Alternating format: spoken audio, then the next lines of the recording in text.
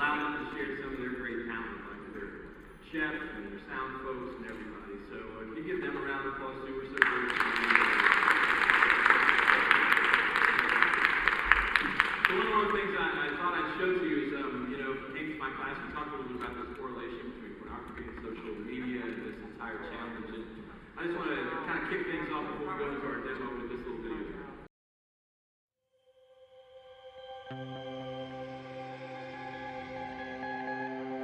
This is Anna.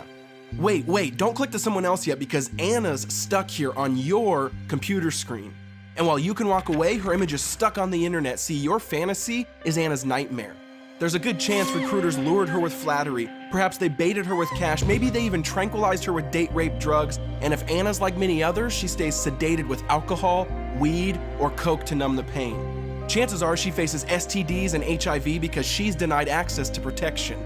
We don't know what she's been through because we only see Anna smiling, and they keep showing Anna smiling so that you'll keep watching. See, pornography is integral to human trafficking and prostitution. In 9 countries, almost half, 49%, said that pornography was made of them while they were in prostitution. This generation fights sex trafficking more than anyone ever has, and more than anyone ever has, this generation consumes porn. Fighting human trafficking and then watching porn is like protesting a corrupt politician and then donating to his campaign. You browse privately, going from Anna to Zoe and back to Anna. Watch your favorite fantasy and then walk away. But Anna's still there. She's stuck there, stuck in this life because you click. Each click, each link, each URL visit and play button, this is the currency of porn. This is the price of Anna's life. The $100 billion pornography industry is fueling the appetite for children as well. Teenage girls now make up the biggest slice of viewable porn, which by definition is considered trafficking. The demand for porn fuels the trafficking industry, and you can take away that demand. You can cut the cord on this machine. You can bankrupt the system. You can empty the pimp's pockets. You can free Anna by simply refusing to click. Sometimes I really like that statement. It's like protesting against a corrupt politician, but then donating to his campaign. The math plays this out. $100 billion is what this industry accumulates every year. You put that with $150 billion for trafficking. You put that with $300+ billion for drug trade or more. I was telling my class, you kind of get to that place where you sit there and go, man, that's 2/3 of $1 trillion. Guys, we're up against a big gorilla. And I told my class, I tell the class in the afternoon, only with the Lord will we be able to overcome this. And so that's why I'm glad you guys are here to learn, but to also get prepared for the fight, knowing that He is in you. What do we know? Greater is He that's in us than any of that multi-trillion-dollar stuff is in the world. Amen? So we're excited today. We are here because of the generosity of the Dalton Foundation. And the Dalton Foundation is integral not only to today, but to what you're going to hear from Dr. Plenary and some other folks this afternoon as we look to knit all of this together and put it to a place where it's actionable. But the Dalton Foundation has been a part of this relink.org opportunity and app for a period of time, and it is an amazing resource, not just for the addiction community, but now for a lot of communities. And by providing access to resources that we all need. And so a lot of times we'll come into something like this and we'll hear about all the difficulty and we'll hear about all the challenge, and then we'll say, well, where can I go to get some help? If somebody needs help, where do I go? And as one who probably places 12 to 20 folks in treatment about every 2 to 3 weeks, Relink is an integral part of everything that I do because I get asked that question all the time. Where do I go to get this or that? And so it's exciting to bring Barbara back to the stage along with Matt Johnson, one of her folks. He's in this zone for you for Relink. And they're going to walk you through this little demo with Relink, so will you welcome them back?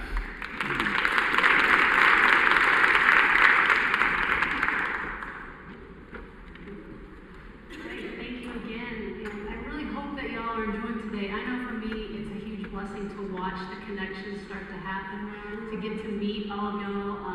I hope you took Craig's challenge and met at least one person new at lunch, and if not, please do that this afternoon. No meetings are chance, and they all have value. You may not always know when, but really creating this connection is huge. It's at the heart of everything the foundation does. I talked earlier about the foundation a little bit, and I wanted to just elaborate on that. I shared the areas that we work in, and we have our core values up there and everything we do. We lead a lot of projects that are strictly faith-based, and then we are also in a lot of spheres where we're interacting with government and representing things at a much different levels. But we always lead everything we do with Christ, and everyone knows who we are and why we do what we do. And I think that's really important. We have a philosophy too. If you ever get to meet Ray, you'll love to talk with him. But he's very strategic, very wise. And we have a three-step approach whenever we go into a new project area. And the first step is always figuring out who's doing what, when, where, and to what capacity. And that's where, when I get to reentry.org, I'll explain that. And we use this whether we're working in Ohio, or whether we're working in Haiti, or whether we're working in Africa or Guatemala. It's the same approach of who's doing what where, because we don't know where to put the funds if we don't already know what's going on. And we don't know who's doing it well until we can measure capacity. So just to give a quick example, in the country of Haiti, we figure out where all the health facilities are. We then map their ability to deliver health care. We bring everyone together like we are here, and then we look at projects. So it's a systematic approach. So here in Ohio, in our second step, again, after we create who's doing what and where, which is what Reeling does. And the second step is what we're doing here today, is bringing everybody together. We're very passionate about the power of connection, whether it's digital with something like Reeling, or whether it's in person with something like we're doing today, and what we're going to follow up with doing in coalitions and in group meetings. So it's very, very powerful, very, very important to be together. In the session I was in for breakout with Amy at Safe Harbor, where she was talking about the role of collaboration and how we all have to be humble and acknowledge that we can't do everything ourselves, I think that's so huge. Not only because financially we can't do everything ourselves, but it also conveys something to the people we're serving when we say, hey, I can't do everything for you, but let me see if I can connect you with someone that can. And so I think as a church, that's what we're called to do, is to be aware of who else is doing things, connect people together. And then once we have those 1 and 2 established, we can get really specific and strategic and efficient, I believe, on projects and ways to bring about practical solutions. So that's where we want to end up today, with looking at what a step 3 might look like in this area of human trafficking in Ohio, and what can the faith-based community do. And Dr. Delaney will talk about that later today. So anyway, I just wanted to give you that step 1, 2, 3 process that we kind of go through. And like I said, we do that anyway. Who's doing what where, connecting digitally, bringing people together in person, and then implementing projects. So when we started reentry.org, again, we had this philosophy. We really need to understand who's doing what where in Ohio before we can invest. We kept hearing over and over, there's not enough this, or there's not enough that. But Ray was always like, how do you know there's not enough this? There's not enough detox facilities, there's not enough. We don't really know who's doing what where yet, so we need to figure that out. Another thing that was really important to us was this whole idea of a continuum of care. Not just providing detox facilities, but we know that someone in recovery, whether they're coming out of trafficking or any situation, they need more than just a recovery. They need a job. They need a house. And so when we were thinking about reentry.org, we looked at this SAMHSA recovery system of care, and we thought about all these things that a person might need, and what would it look like to put these resources all in one place. So, but bringing the faith component into it and really wanting the person to feel loved and supported, we just really, I know Dr. Delaney probably shared this earlier about the view of the person in the middle all by themselves, and we view it as like the church. We want to come around them so they don't feel alone, and that we can help them get to all these different places, because we know when we're in that situation, knowing exactly what to do next is pretty much impossible.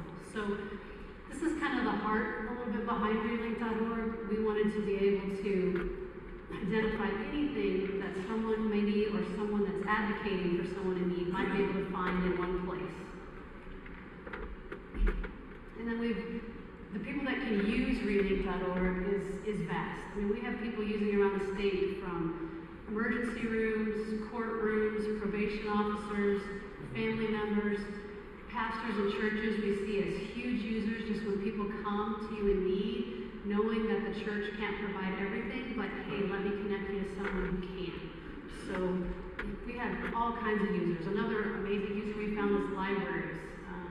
People are there, it's anonymous, it's free, and we try to get this in the hands of all the libraries as tools where they can use to connect people. And again, the middle column is just talking about the services again, where we wanted to have everything covered in one place that the state of Ohio has to offer. So obviously data collection is a big part of this process, an ongoing, constant process for us, but it's something that we're really passionate about. And then the ultimate goal, obviously, is to restore people back to a life that we believe God intended them to lead from the beginning. And we know that that includes employment and housing and a value and a purpose and a community. So that's the ultimate goal. I'll go through this briefly, but just as this how we design the architecture. You've got the person looking for services that can access the database. We've also set up provider portals to where the organization providing the services can log into the back end, update their data, and we have some future things coming where there can be more communication among the providers. So we wanted to have the providers have that ability to report what they're doing into the database. That's just a little bit about that.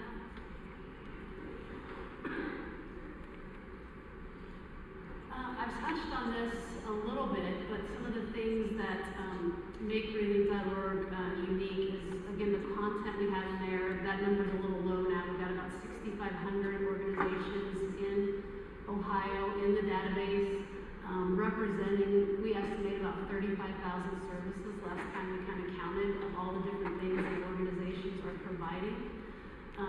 We allow people to search all different kinds of filters for whether it's male only, female only, certification, do they serve pregnant women. Again, we try to use user feedback and talking to the community about what would be valuable. So we try to incorporate all of that into the design of the site. I think I've talked about all that. Oh, one of the things with addiction is the bed capacity. We really are working on being able to have a display as to what facilities may actually have beds open. And in order for that to work, it takes the community, because everyone has to be involved in reporting. That's not something they can obviously track through the whole state, so it has to be a community effort, but a very valuable one, we think, if we get that project off and running. But the technology is programmed to report bed capacity.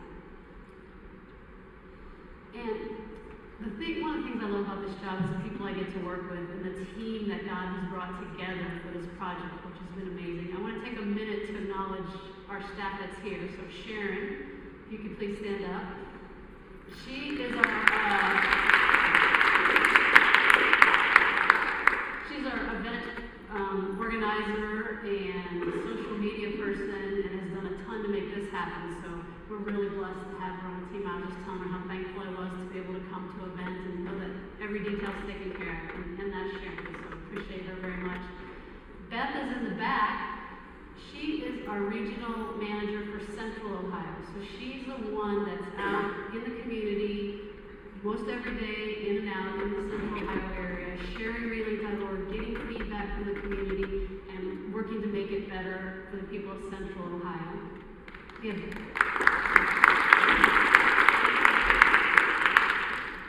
have our Northern Ohio regional manager who's not here because she's up there working, because she's working so hard out, and she has events up there. But Bethany Friedrichsen has been with us since the very beginning and does an amazing job for us up there. But I really want to introduce you today to Matt Johnson, who's with our team, that is the representative for Relink here in the Cincinnati and Dayton regions. And he joined us fairly recently, and it's been a huge asset. He's a pastor, so he totally understands the church community. He's really passionate about truly helping people in the connections, which was important to us. And as a really big bonus for us, he's really good at website design. So that's been a value add for us that we didn't know we were getting that necessarily, but it's been great for us. And I'm going to have him walk through relink.org a little bit, give you some demos, some use cases of how it can work. One thing you're going to notice along the way, and Matt will probably explain it too, is we are right now in the final phases of a complete site redesign. So we're going to demo the first two case scenarios in what relink.org looks like today. So if you get on it, this is what it's going to look like today. This is how you can use it. The last case scenario is going to be demoed in our development mode, which is our copy of the database that's not publicly available. And the reason for that is if we're adding sex trafficking into the site, it's going to be probably launched next week or the week after that. But we wanted you to see what's coming in that area. So we'll have him demo from the development site as well. So I'd love to walk through 3 case scenarios here. And one of the things you may notice about the 3 case scenarios as you read over them and we'll click through is that every one of them starts with a helper, not an individual. And one of the things that we've found is one of the most common users for our site is not the addict or the person coming out of incarceration, it's that advocate in the middle. It's the helper, it's the parole officer, it's the pastor, it's the counselor, it's the person who sometimes loves someone and realizes they need help before they know they need help. And so while people that have addictions or people that are coming out of incarceration or human trafficking could search our site and find valuable resources and help, one of the primary user groups is people exactly like you in this room who love people enough and care about people enough in these critical areas to be willing to be an advocate, to stand in the middle and say, hey, let's find resources where you can get help around the challenges that you face. So the first one we're going to walk through is a parole officer looking for a female reentry housing for a client. And so as you go to our site and you click Find Services Now or Find Resources Now, you'll see this display with a 9-button search criteria here. And so this really visually displays well kind of the big categories of search that we offer. You'll notice that it populates your zip code for you automatically there in the top search bar. And so if you connect to the website, it connects automatically to your internet provider, whether it's your cell phone provider or your home or office internet provider, wherever it is, and it will populate your zip code for you. You can change your zip code around if you'd like to, if you want to search in a different area of Ohio, but it will default to your local area. You can also, where it says distance, change your search radius. So you can search very local with a 10-mile radius. You can stretch that out to 25 miles or 50 miles or 100 miles. Based on your zip code, it will populate the county that you live in. So you can search by county as well. Knowing many services may be county funded, and so they're tied to your local county boards and county service providers. And we want to make sure that people can find access to those pieces of information as well. So as you come on here, your zip code will be there automatically. If you want to change your location, you're welcome to. And so we're going to look for housing. So you can see the orange arrow there. We're going to click on housing. It pops up some subcategories of housing. So this gives you a little bit better idea of some of the resources that are really available as we kind of try to categorize needs and resources well. So under housing, there's homeless shelters, crisis shelters, 3 different levels of recovery housing for people struggling with addiction, coming out of addiction and reentering a regular housing scenario. And then the bottom one is reentry housing. So we're going to look at reentry housing. This is the display that you'll see as you kind of get to the details of organizations available in your area. So you'll notice a few things on there. Off to the right in that column, you have a distance away. So the first one is 0.83 miles away, so it's really, really close. One of the other things you'll notice, that's not the right way.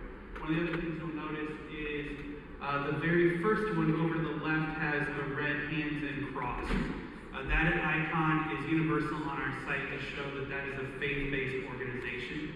So as you search, if you'd like to filter out and only refer people to faith-based organizations, you can find that and work through the search results. Over the left, you see the green house. That is a non-government organization. And then if you were to continue searching, we may see one in a little bit. It looks like a black office building, and that represents government organizations as well. So we've searched through here. We found some reentry housing available, and you see the arrow there. We want to specifically search for housing that takes females. So we're going to continue that search. So now that says female. And just for the process of kind of the demo, we're going to open up an example here. So at the bottom there's the Dynami house.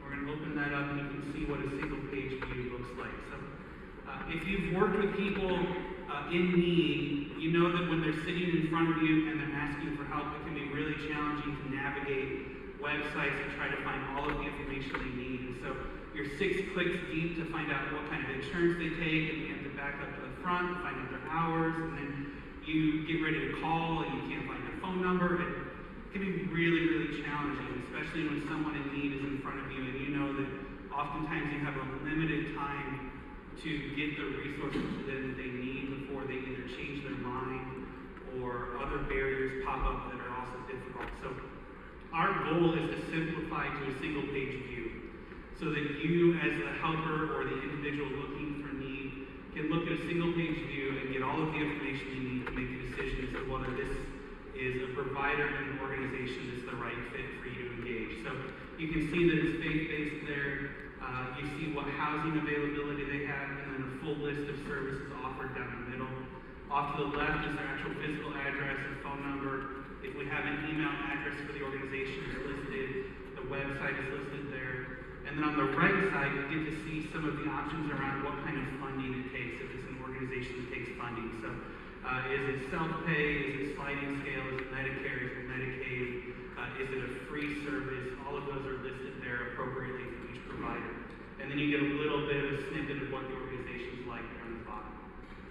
We'll walk through the other 2 scenarios here now that you understand the display a little bit better. The second scenario was a social worker looking for food for one of their clients who couldn't afford food. So you can come on here and click food. As Barbara mentioned, we're about to launch what we kind of call Relink 2.0, and as that launches, in the future, instead of clicking on food, you would click on an icon that says basic needs, and food would be one of the options under there. So if we click on food, you see some options here. Obviously, home furnishings and clothing aren't food, so we're working through relaying those out under basic needs. But we would click on food pantry, and again, we see a list of available options with your distance on the right, whether they're faith-based, what kind of gender they take, all of those things. And again, we get through to this one single view page where you see all of the information that you need about the organization to try to make a decision as to whether this is a good fit for the individual who needs help. The last one is going to be demoed here on what the new site will look like.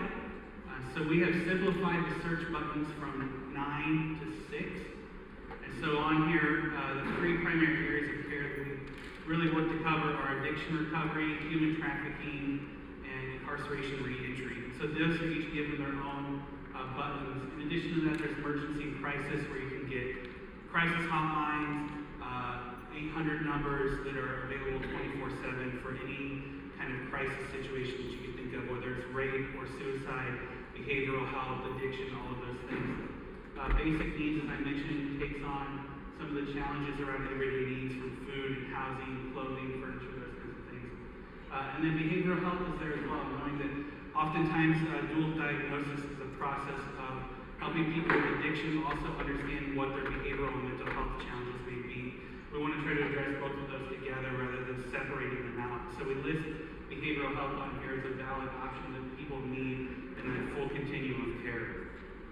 So for this, we're looking for a safe house for someone. I believe this was a pastor looking for a safe house.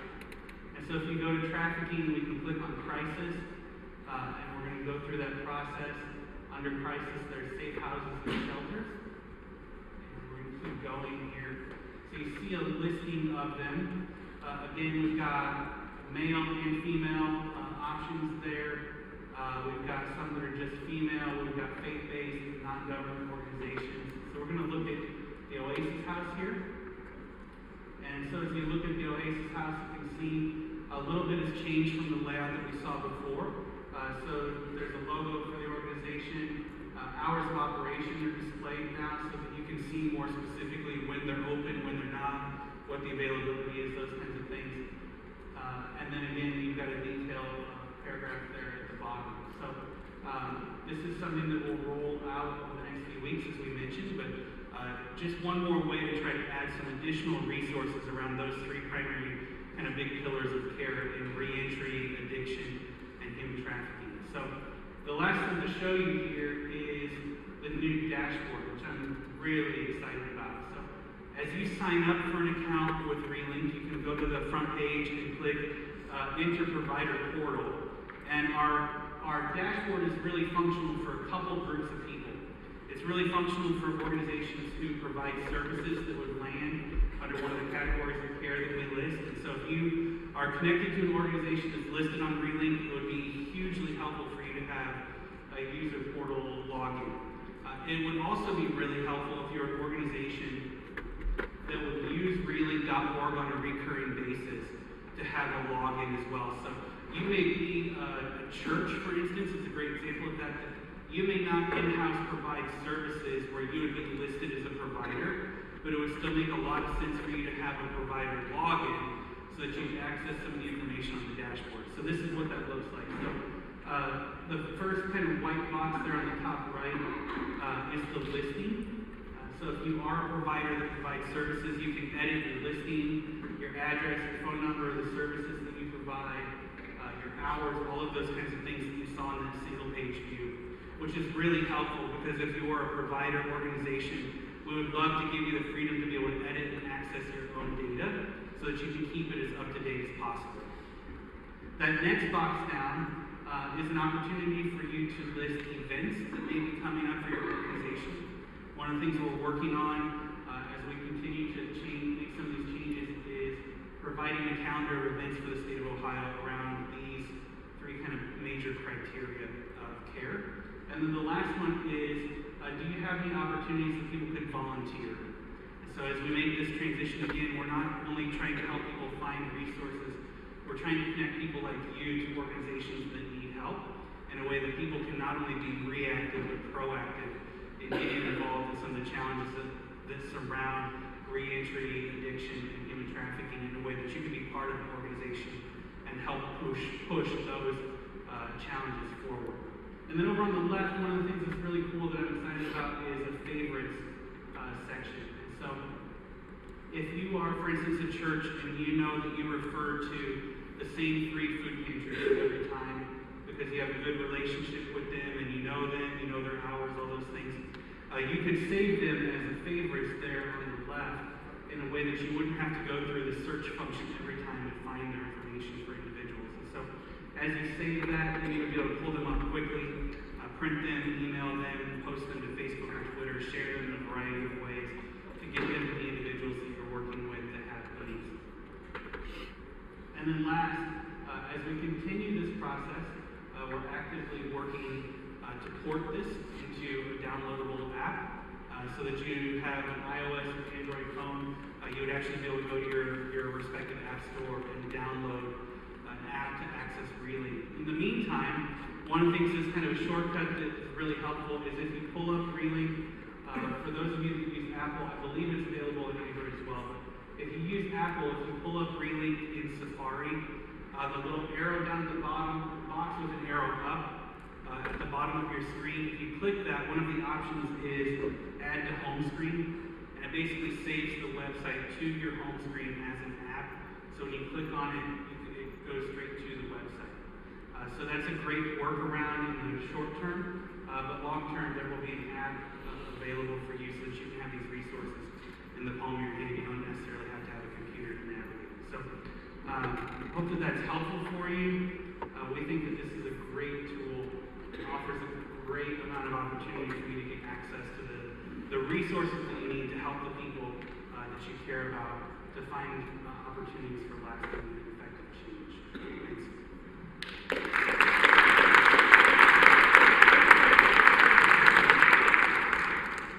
Thank you, Matt. I think you did a great job of going through the detail and explaining that.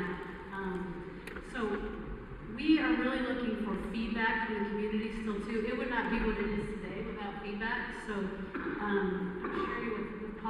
lunch, like, this is a work in progress, and we want to hear feedback on how we can make it better, how we can make it more adaptable for the church community, how can we create even better connectivity. One thing we also want to add that I think we forget because it's so ingrained in our brain, but this is free. This site is free to be a provider, to use it. It's free and it's always going to be free. We don't want anyone to pay to be on the site to get prominent position. It's all free. It's for the state of Ohio to create this connectivity. So, with that, thank y'all.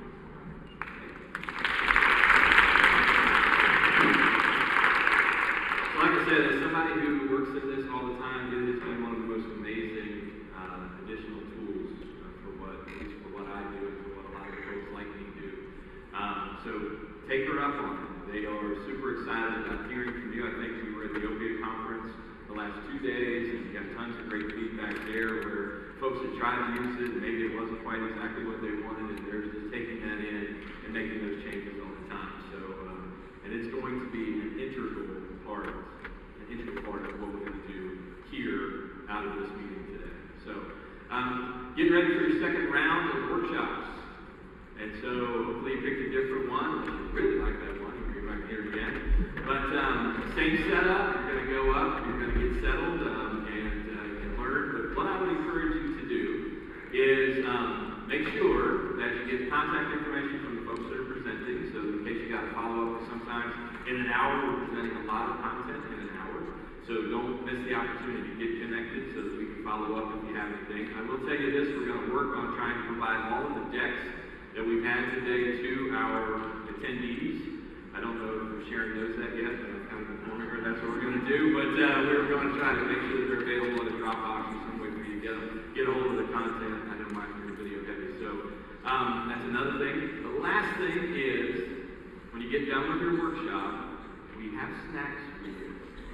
And so you want to come back for the snack for sure. But we have, I think, some amazing and robust folks I'm going to share with you this afternoon. One that drove all the way up here from Nashville, and she's ready to share with you, as well as Dr. Delaney, as Barbara mentioned. But I think we have an amazing afternoon planned after the workshop, so don't jet out early. We want to really kind of close this out with you having a way to know what your next step is going to be, if that makes sense. So take a minute to kind of get anything else that you need kind of squared away, hit the restroom, and head up to your workshops, and then we'll be back here immediately following. Thanks. Okay, come on everyone, we're behind schedule. You know what's gotta be done. Movement, movement, movement. Hey, you there, pick up the pace. You're falling behind. Come on, let's go. Everyone, pull together. We've got us a rescue on our hands. You there. Here we go.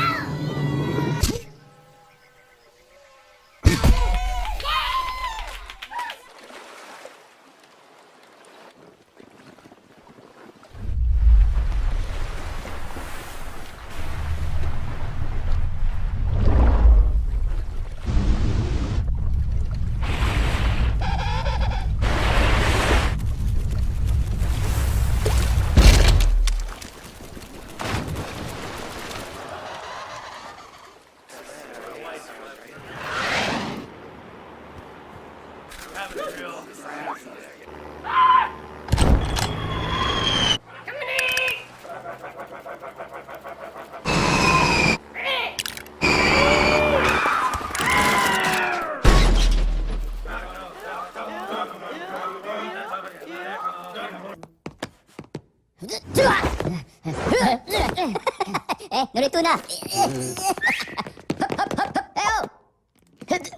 Wimpo!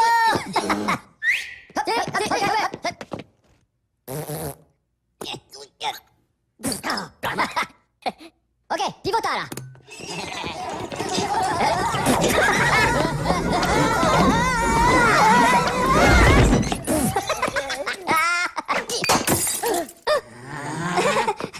Pomelo?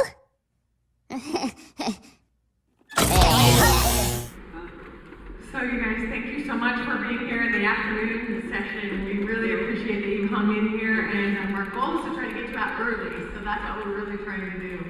I wanted to personally thank you for taking the time and spending time with us today. Some of you in this room have been on the journey with Greg and I since the very beginning. We're very we wonder about what we can do together as teams, and that's what this next few minutes is going to be talking about. In this room, you were invited, or God put you in this room because many of you in here have different roles, expertise, areas of intervention, areas of influence, and we're going to try to think about what if. Before we go any further, I really don't think there's much need to do these statistics because we've had enough of this today. But if we remember the statistics from that national hotline, and we think about what's going on in 2017 from the National Center for Missing and Exploited Children, we know that these businesses, sex trafficking, labor trafficking is a problem. And if we look, here I'm going to skip ahead to this one, at the map, we are in one of those red hot spots. What you might have also learned today is the influence of trauma and adverse childhood experiences. So again, not just looking at the trafficking space, but how can we become educated in thinking about adverse childhood experiences when we're working with people who are victims of such crime. And finally, here in Ohio, we're right here in this Dayton, Miami Valley area, we know that the national lens for drug overdose is something serious. We've had over 70,000 people die. These statistics are a year old. Between 2016 and 2017, you guys know, you've read it, you've seen it in the news, Ohio was number 2 in overdose. Now, thankfully, in 2018, those statistics are improving. But I wanted to just quickly remind you, here at the end of the day, Dr. Wagner would teach me we have to talk about the important parts at the beginning of the day. We do something quickly in the middle, and then at the end, what are the things we want you to remember? We want you to remember that we're doing this because we have a problem that we hope we can solve better together in teams. So, before I give you this few minutes on what we're going to do next, I need to tell you quickly about my perspective. So, standing up here today, I stand as the daughter, wife, niece, and sister with those who have struggled with substance use disorder. I've had many friends. As a pastor's wife, I work with many people in faith-based organizations who have those same struggles. I've witnessed firsthand in that continuum of those people who struggle, the impacts. And the impacts that I've witnessed range from suicide from my dad, specifically, personal, to my husband, who will be celebrating 11 years of long-term recovery.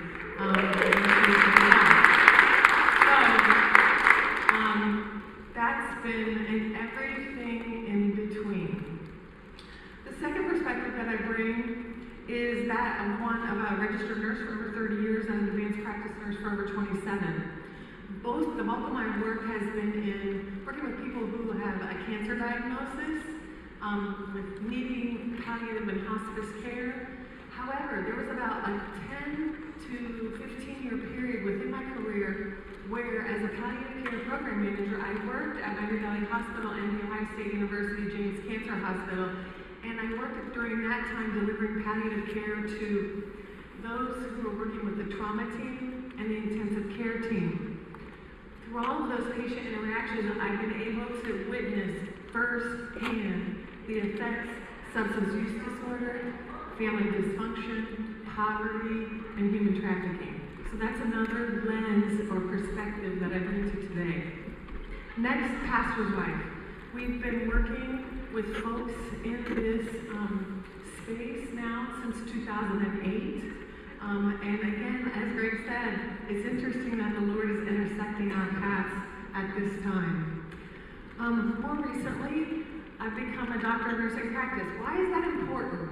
Well, in my 4-year journey to that degree, I became even more aware of the concern and need for evidence-based practice and the translation of science into this space. And so we're going to talk about that in just a second. But the faith-based community and faith-based organizations sometimes did not understand some of the science and knowledge, and the science and knowledge communities were not understanding what great things that the faith-based community can bring to those suffering with substance use disorder and caught in human trafficking. Finally, as a nurse and many other healthcare providers, what we've seen is people get sober or get stable, but they're not really recovered or well. So when I approach people as a nurse and a doctor of nursing practice, I'm wondering about how well can they be? Are they interested in well? Are they interested in how they can make their life better versus just having a clean drug screen? So how did today happen? Well, God kind of put today together. And what was particularly interesting to Greg and I is over the last 5 to 6 years particularly, we've had opportunities to speak locally. We've done a lot of faith-based organization talking and working with groups and how can we help and how can we engage and equip communities, which also translated to some opportunities at the state level and at the federal level. But a few things seemed to emerge. Trends, would you say, that between whether it was a little tiny church in rural Ohio to a large recovery organization of thousands, there were some themes. And I want to show you what those observations, so these are purely observations of Greg and Beth. And they're not science-based, they're observations. Clearly, in all of our travels, there seems to be a lot of science folks over here doing a lot of wonderful research and evidence-based practice. There's the people that are very interested in caring for people with substance use disorder in the mental health world and doing a great job. And then there are people in the spiritual, faith-based organizations over here doing a great job, but a different job maybe than the mental health professionals and the science professionals. So what we noticed was that we would be in a place that we started to realize we could translate and advocate and be an understanding agent so that science people knew what faith could do. Mental health people understood the science and how they could combine with faith. But there's this wide continuum, and we realized that there's a need for translators, for people who can speak in all three spaces and bring together what's best for the person who's struggling with substance use disorder or maybe a victim of human trafficking. We have a hope. We have a hope for something called client-centeredness. If you're a healthcare provider, it's all about patient-centeredness. In our world, we saw sometimes where a person was trying to get well or sober and healthy or away from their trafficker, and we wondered about, in the background, what's going on with that? Why that? If they can do this with this treatment plan, why aren't they offering this? Or what about, is that best for that person? I'm not really sure. And sometimes we would have to wonder if there were things like money or influence that were more influencing patient-centeredness. And we wondered if we really could get to the place where we were looking at the individual saying, what is best for you? What are you hoping to achieve? And how can we help you do that? I don't know. I'm not naive enough to think that there's not going to be barriers in what something a person needs or wants, but I have a hope for a truly client-centered system that could really be helpful to them in their best way.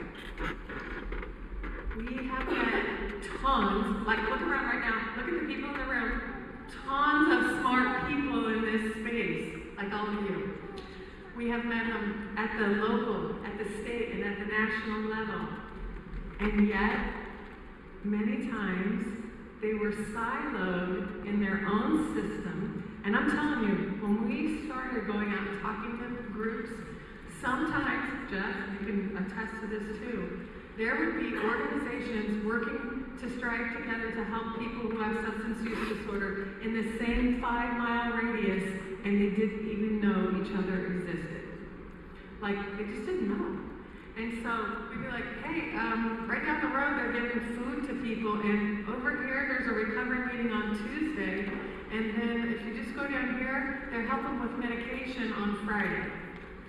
But that is not something that our United States healthcare system or our communities always know about, how we can connect together. We're trying and we're getting better, but we've noticed that in this space.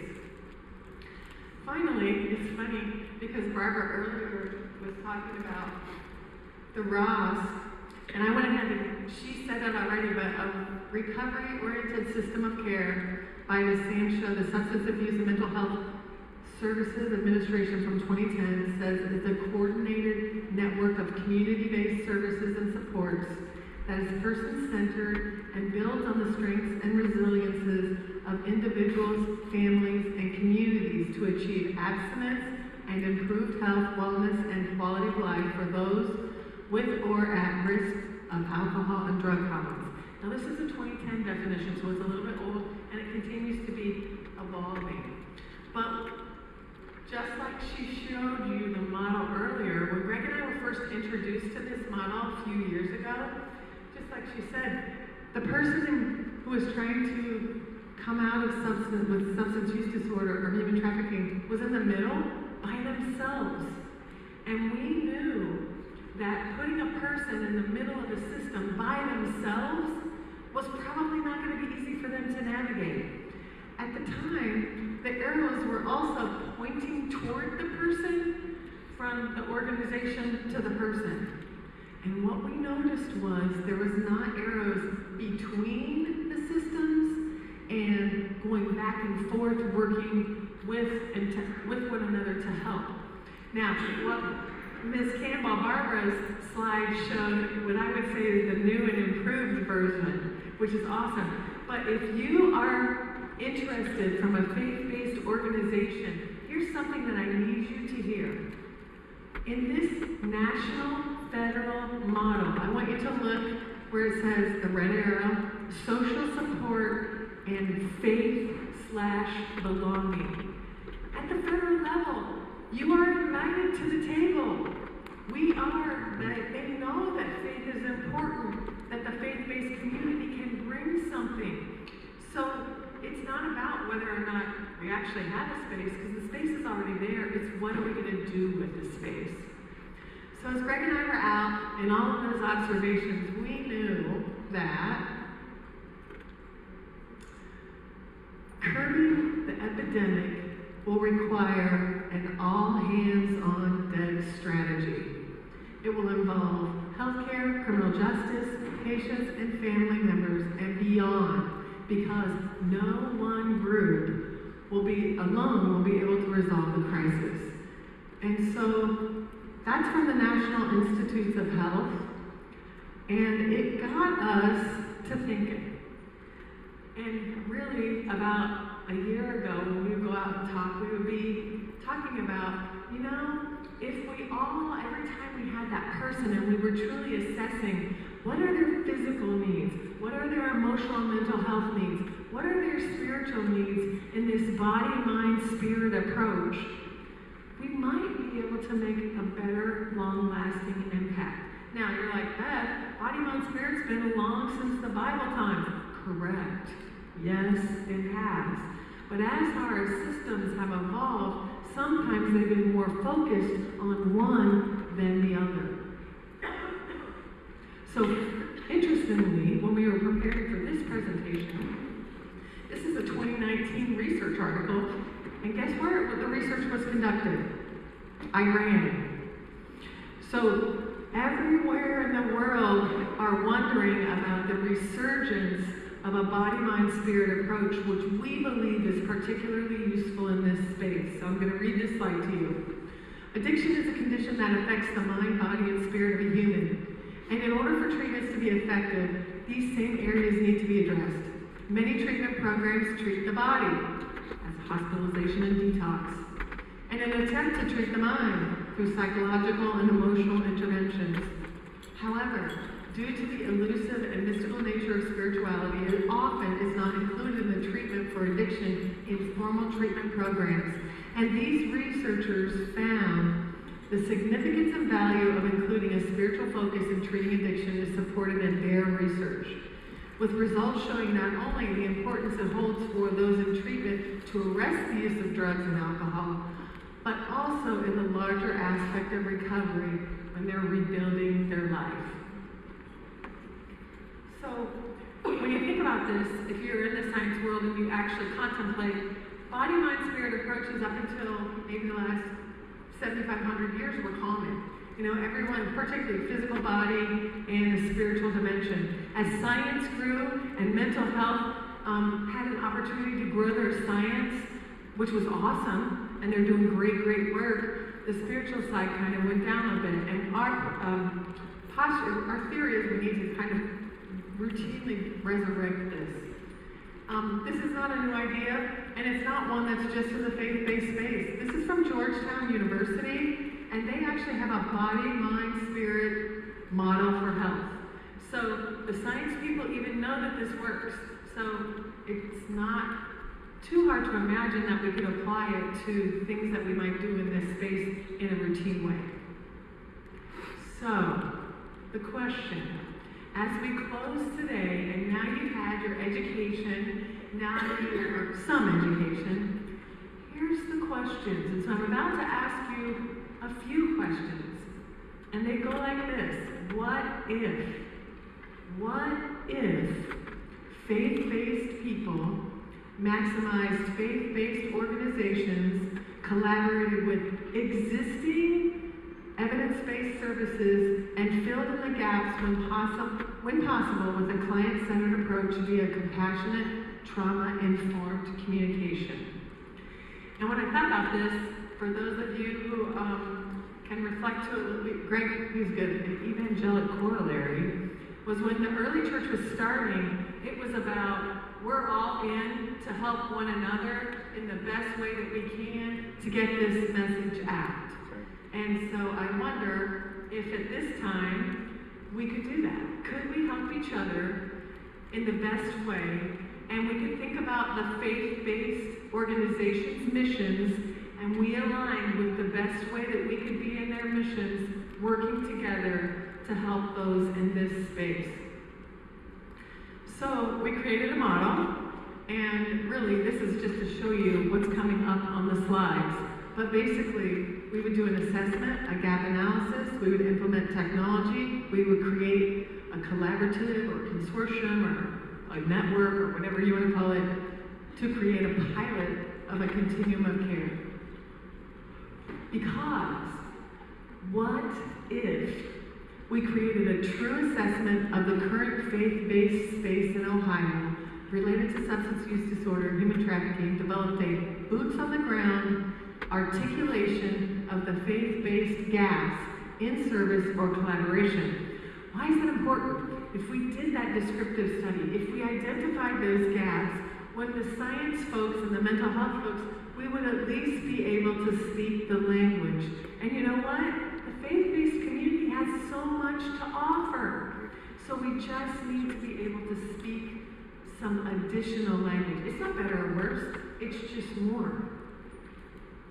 What if we identified the gaps in service from a faith-based community perspective to offer opportunities to integrate evidence-based best practice models and research opportunities for faith providers while linking to proven community solutions like the recovery-oriented system of care? So, this is not about creating where we don't need to create. It's about collaborate, collaborate, collaborate in the best way. What if we had an electronic client-centered navigation system which allowed an ongoing, ever-evolving complement to an electronic health record which could produce abbreviated summaries of critical information to be shared with any healthcare provider or significant other associated with the client?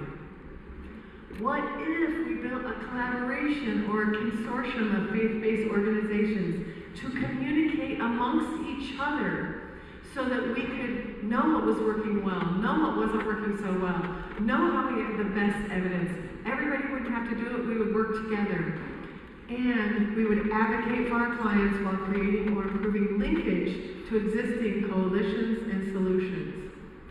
What if we build the dream continuum of care from the moment of contemplation of seeking help, knitting together organizations with elegant handoffs, embedded advocates with purposeful integration of primary care, where tailored relapse prevention and wellness strategies were purposefully integrated. And we have a partner here. Paula's in the room. I know she was. Paula Broussard, over here. An example of an organization who's already trying to do these things is called the Sharing Hope Center here in Ohio. They're in the Coleraine, Cincinnati area. And they work with partners successful in training and mentoring and coaching. They activate faith-based communities to rescue victims of childhood trauma. The key is we join forces, work together while sharing hope for a better and a brighter future. Then, what if we purposefully promoted and provided evidence-based self-care for faith-based organization leaders so the devastating effects of compassion fatigue could be minimized? Now, why is this so important? It's so important because in our travels, we would be in so many nonprofits or faith-based organizations, and the leaders were exhausted. There was so much time fundraising, so much time out in the community, which is necessary, but that took time away from their mission. It also caused them to be extremely negligent sometimes for self-care because there's no time in the day to waste. So what would it look like if we could partner with like an amazing foundation like the Dalton Foundation to provide and help us to work together so that we could start to address some of these what-ifs and then these what-ifs? What if we develop a volunteer model where education and staffing are more centralized and more resources can be used even more efficiently in a work smarter, not harder approach? Now, I'm a nurse, so if you are a healthcare provider, you know that a lot of times there's a staffing office. I wonder about, and since all of us in the continuum having our own volunteer orientation, what if we had one centralized, super cool, evidence-based volunteer orientation? What if we had a dispatch center where some volunteers said, I'm willing to go anywhere. Tell me where the crisis is today. I'll go there and I'll help them. What if? What if we marketed the continuum and the collaboration together because we have limited nonprofit dollars, so when people were giving money, they would know that they were giving to an organization that actually is working with other nonprofits in a work smarter, not harder way. Then what if we could tap into the talents of faith-based entrepreneurs to develop education on sustainability strategies? When Greg and I looked at all these things, I got no credit for this. He's the master of the grade A opportunities. Remember, he was doing E's this morning. Well, these are A's. What if we assess? What if we analyze? What if we automate? What if we associate together so that we can provide advancements in this space? Now, one thing that's clearly important is that we do an assessment. So in just a little while, and just like when Barbara was up here earlier talking about, we really want to find out what's going on. Today's the beginning of trying to figure out what's going on. So Greg's going to talk in a little bit about a survey that we're going to ask you to complete before you leave today. As you contemplate these ideas, we truly hope that you'll give some good thought to what might be your role, what could be your role. In this room, there are all different types of roles, which is why you're here. Because your brain, if you're in this room, your brain is valuable and has something to offer. So if you would think, and I'd like to encourage my students and people who are think outside the box. Think outside the box about what we could do. We believe if we could pull this off. Now, are there barriers? Are there going to be challenges? Are people going to not want us to be successful? Yes, yes, yes, yes, yes. However, you know got God on our side, and I'm going to stick with that. Because we believe that if we can do this work, maybe dreams in those suffering with substance use disorders could be reality. Maybe there would be more of a wellness approach versus a sobriety or stable approach. We're hoping that people that would come could be thriving instead of just surviving, which would result in more families and communities united, a body, mind, spirit approach becoming the norm, more in recovery and surviving and not dying, and more intersecting the spiritual. And you'd be like, Beth, why are you going to spend your time doing this? Why? Why? I'll tell you why. First, the Delaney household in many ways has been impacted personally by substance use disorder. I'd like to avoid that hell for anyone possible. Number two, why? Why?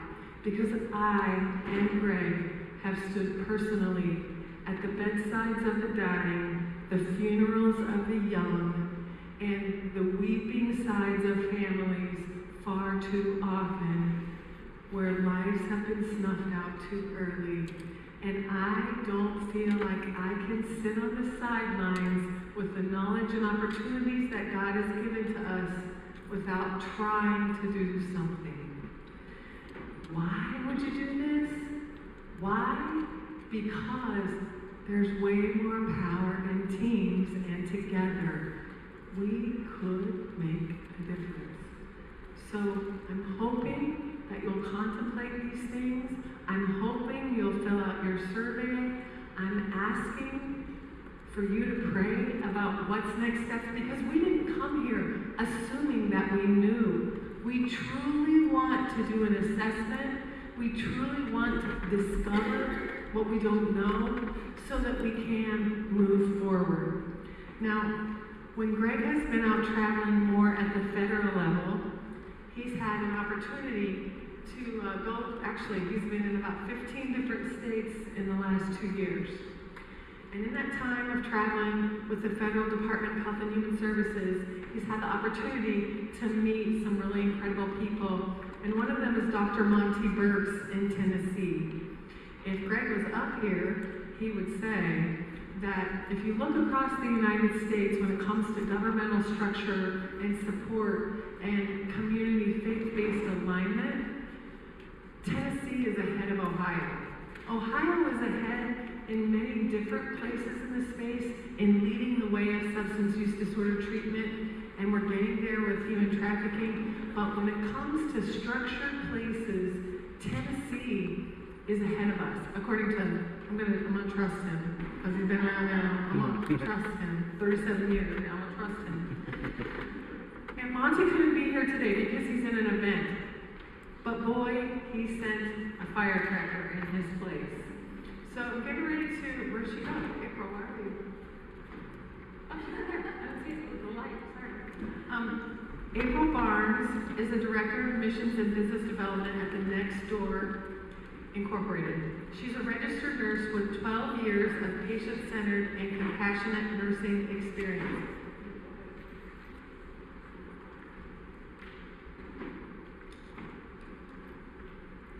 Her most recent specialty focus has been in mental health and addiction medicine.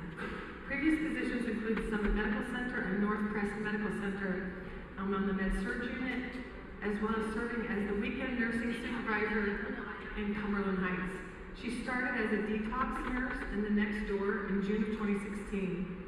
She's been promoted to her current role. She has a heart for women and women's health and a passion for working with clients battling the disease of addiction. Previous speaking engagements include work in the faith-based community as well as professional settings in an effort to bring awareness to this disease and break the stigma of addiction. What April's going to talk to you about is an example of maybe something that we could do here in Ohio. So I'm going to ask you to welcome April right now.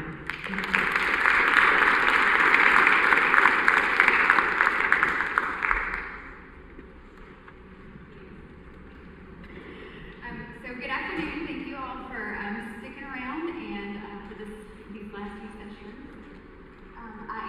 My name is April Barnes. I am from Nashville, Tennessee. I work for the Next Door. I was recently promoted to this position. I'm actually doing outreach and business development with the intent to go into the community to see where there are gaps in care, where there are gaps in services, and how we could better serve the clients that are entering into the Next Door. I've been doing that since January, and we have a strong community collaborative that I'll talk to you all about here in just a minute. But I'm going to start with talking about the Next Door and what we started as a ministry with 3 wild praying women in a little church in Nashville, and how we've grown to this organization that is serving women struggling with addiction, substance use disorders and addictions, trauma, mental health, chronic incarceration, sex trafficking, pregnant women. We're serving women all across the state that are struggling with not just addiction. We were seeing cycles, so that's what I'm going to talk to you today about. But the Next Door, when we started 15 years ago, it started with my CEO, Linda Leathers, who had just a calling on her heart to help women in Nashville. And so she and 2 other ladies in her Bible study group prayed for God to show them a direction. So they did a community needs assessment at that time. So 15 years ago, we did not have any reentry programs in the area, and so that's how the Next Door started. Linda is not a clinician or a nurse, and did not have any background in that. And so soon after starting the ministry, she realized that she needed more professional setting. And so we started hiring licensed clinicians, nursing staff, because this idea of treating the mind, body, and spirit, she knew how to pray, she knew how to disciple, but the other components that needed healing were lacking. And so that's when they started understanding the importance of we have to treat the physical, which is the medical, and then the mental, the biopsychosocial needs, and then also the broken spirit, the spiritual needs of the clients. And so today, our mission and core values, we provide in our Nashville location evidence-based substance abuse and mental health services for women in an environment of faith. We are founded on Christ-centered compassionate care and healing with the hope and with the goal to restore women for lifetime recovery. We practice that integrative approach, understanding the interconnectedness of the mind, body, and spirit, and how all 3 areas are needed in order for complete healing to occur. We model Christ-like compassionate care. We do this by just living out our core values every day. Our core values are love, faith, hope, wholeness, community, respect, and encouragement. I could say those as just words, but each one of them profoundly impact the women that come into our doors. Some of the women have never known what wholeness feels like. They're completely broken, and they've not had anyone show them love or respect. And to meet a woman in a place of brokenness and in that time of fragility, these core values really are how we model that Christ-like compassionate care. So currently, we still have our reentry program, which is designed specifically for women that are coming from incarceration for reentry into just normal living. But they need time, 6 months is our programming right now, but they need time to learn social skills, how to balance a checkbook. There's so many things that are taken for granted in our everyday life that someone may not have ever been taught. And because they've been caught in the cycle of just incarceration, they've never had anyone sit down with them and show them just basic social skills. So our reentry program, which is what the Next Door started as 15 years ago, it does still exist.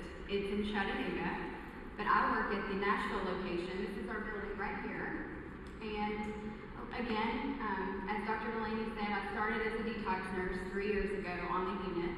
and that's when I fell in love with the next door, doing bedside care. The primary population of women that we're serving, their diagnosis is opiate use disorder as their primary drug of choice because of the opioid epidemic. When I was in my time as a nurse, I've administered Narcan. We've had codes. The crisis is very real even in Nashville. So we have a medically monitored detox unit now. We have an inpatient residential program, which is 28 days, 28 to 30 days depending. And then we have our partial hospitalization program, and that program is really geared towards outpatient services that focus on the mental health and the addiction, because again, we're treating both. And then our IOP, which is less intensive than the PHP, it's shorter hours, focused solely on the needs for substance abuse and recovery. Outpatient, which is where they come once a week, and we are now offering different forms of medication for MAT, Vivitrol injections, naltrexone, some Suboxone, some Subutex, depending on the client and what their needs are. That's done upon assessment with our medical director. And then we have our aftercare alumni program, and then our Freedom Recovery community. So that is affordable housing. That's a housing apartment complex where women can live there with their children. They sign yearly leases. Right now we have 21 women and over 30 children living there. It's a gated community, and we just had our first high school graduate. So we just celebrated that. That was a very big moment. He was in and out of foster care, and during her time with us and then into the Freedom Recovery Program, she was able to regain custody, and he's now graduating high school. So we had a big celebration for him.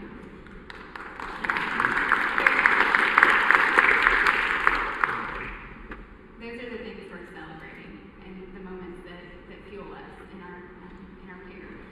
So our medical approach, I'll just kind of touch briefly on this, and I'll try to think also in terms of the women that we're serving, not just with addiction, but also sex trafficking, because we are working a lot with women that are victims of sex trafficking. So we have a medical director, we have nurse practitioners, and we have psychiatric providers. So upon entry, every woman is going to have a medical history and physical. She's going to have a psychiatric evaluation. So we're addressing both the medical and the mental health. And then specifically for women that have been involved in prostitution, sex trafficking, things like that, we're working locally with our health department, our sexual assault center, 180 Health Partners, which is a local program that we have that helps pregnant women in the community, because we also do accept pregnant women up to 38 weeks. And so we have this really strong community collaborative, because when women come into our care, sometimes they've not seen a doctor in 15, 20 years, if they've been active in their addiction. And so as they are, going through the withdrawal process and their minds clearing, they start to think, oh my goodness, I've neglected this. What if I have HIV? And so we offer all of those types of services. And then that way, while they're with us in a safe, structured environment with a therapist and a case manager, if it comes back positive, we know how to counsel that and set them up with the resources. So those are some services that we provide medically. Our physicians can either do them on site, but again, we have community collaboratives for those services that we can't quite provide on site. So our clinical approach is every woman that comes into our care is going to be assigned a therapist and a case manager to work with her during her stay with us. Our therapists, they use a plethora of treatment modalities. They all have different specialties, and we are mindful of that when we place them into different, when we're looking at that assignment and where they're going to live and who's going to be their therapist and case manager, because we have some that are really, their specialty may be trauma, PTSD. We have some that really like working with women that are involved with DCS and have that history. We have some that really enjoy working with pregnant women, and that's their specialty. So each client is assigned a therapist and a case manager, and then their treatment plan is constructed around whatever the needs are that are assessed during their biopsychosocial assessment. And I've listed there, these are just some of our specialty groups that are being offered right now. Women's empowerment is a new one, because what we realize is they're not only having issues connecting and having healthy relationships, that's also a problem even with the other women that they're living with. And so really trying to teach them what community looks like and how important that is and why that connection is really important in their long-term recovery, and how to empower them to empower each other and to love each other and respect each other. And so our spiritual approach, this truly is, when we first started 15 years ago, it was all biblically based, it was Bible studies, it was, local church members bringing in casseroles because we didn't even have a kitchen. So we still have all of that. We've just integrated in there some of the 12-step work that's available through like Celebrate Recovery, AA, NA, some of the spiritual-based programs with a focus heavy on the spiritual disciplines and the biblical principles in the Bible. So really, we're giving them therapy, we're giving them some 12-step work, but then we're saying, okay, let's help you identify who you are in Christ and help you rebuild that relationship, and we're just here to walk alongside you as you do that. So that's that humility-informed care, is understanding that we're here as a person to walk alongside you, meet you where you're at, and love you where you're at until you can reconnect. We do hold monthly prayer walks. We're actually going to have one next week, I believe, and that's where our volunteers, and actually the original 3 women that started the Next Door, they come to these as well. And we pray over the Next Door. We open up the chapel, and any woman that wants to come in and have prayer. The last month that we did this, we had a pregnant client. She was 8 months pregnant, and she came in and asked that we pray over her little boy. That was, and just for his life and for her recovery and for his safety. There's a lot of shame that our women feel, especially our pregnant women, all of our women, but especially our pregnant women. It's more complicated because they know that they've been using while they're pregnant, and so we just want to walk alongside them and support them during that and show them grace. I mean, respond the way that Jesus would to any of our sin. So we have a trauma-informed care approach, which I'm sure you guys have heard this all day, and it's a really well-known term, but basically what trauma-informed care means is that you're shifting the focus of when you're working with someone, you're saying, what happened to you? I want to understand this. I want to empathize instead of what's wrong with you. With that what's wrong with you feels like judgment, whereas what happened to you feels like, okay, I'm safe for you to come and talk to me. And this is where that trauma-informed care approach is really important. When I was in the nursing role as a admissions nurse, I moved from detox nurse and then was admissions nurse. We had a trauma client. She had just come in from rescue from sex trafficking, and one of our standard procedures that we do for every client is to do a TB skin test to check for tuberculosis, because the women are going to be living in close, quarters, and you want to make sure that you don't have someone with active TB, obviously. So to complete her TB skin test, it took a different approach. She had been chronically abused during her sex trafficking, injected not willingly, and so the idea of me sticking a needle in her arm with a substance that she doesn't even know was triggering to her, and she almost left. She didn't want to do it, and so for her, I got out, the bottle of the TB serum, showed her the needle, a clean needle. I mean, it took extra time, but I had to slow down and be mindful that this is extremely difficult for her in this moment. And while I have to do this, because procedurally and medically this has to be done, I have to respond to what she needs right now. And that's what this looks like in trauma-informed care. You're aware of what the client's going through instead of, the process that you have to get through for the day. When you can provide trauma-competent care, so, taking what you know and then implementing that, it can limit the re-traumatization. Each client also is assessed during their BPS.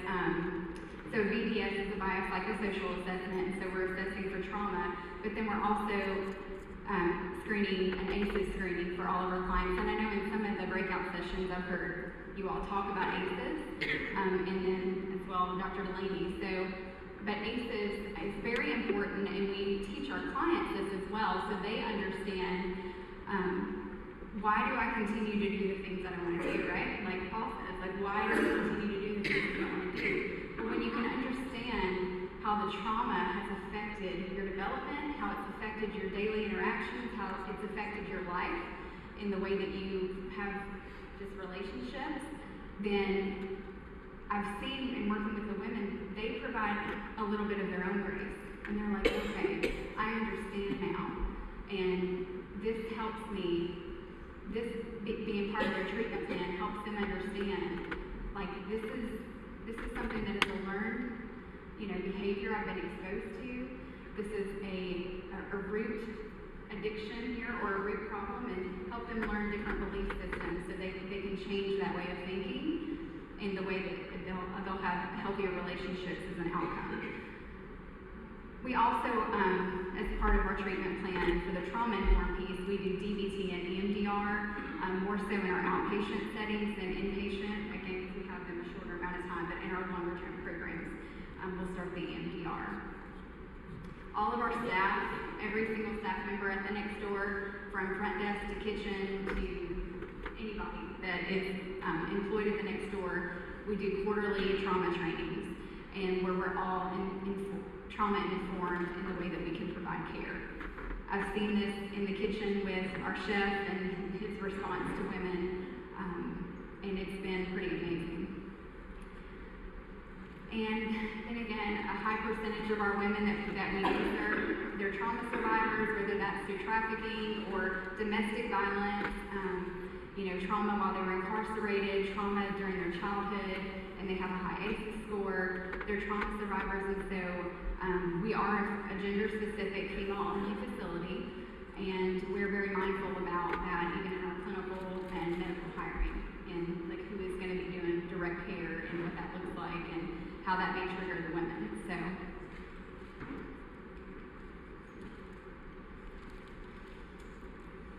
So I've heard some of the other breakout sessions talk about this as well, so I won't spend too much time here.